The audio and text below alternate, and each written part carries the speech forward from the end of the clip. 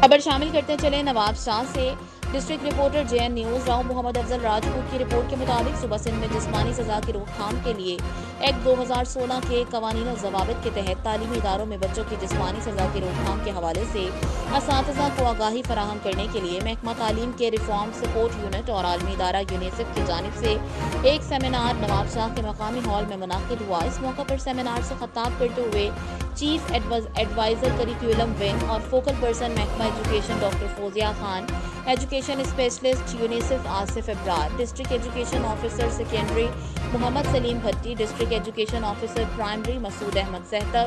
Child protection officer Muhammad Muslim Farooq, principal Humaira Mir, Shahnaz لاکھوں اور دیگر مقررین نے کہا کہ سندھ حکومت کی جانب سے بچوں پر تشدد اور جسمانی سزا کی روک تھام کے حوالے سے قانون سازی کی گئی ہے۔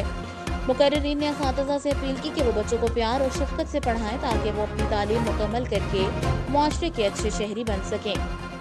مختلف اجزاء میں بچوں پر جسمانی سزا کی روک تھام کے لیے کام جاری ہے۔ سیمینار میں D G PITE Nusrat Kalhoro, deputy director education Anwar Ali Channa, Javed Ahmed Unar, district coordinator S R U Maroof Bhatti, Din Muhammad Pathan سمیت تینوں اضلاع کے تعلقہ ایجوکیشن افسران، اسکولوں کے پرنسپلز، ہیڈ ماسٹرز نے شرکت کی۔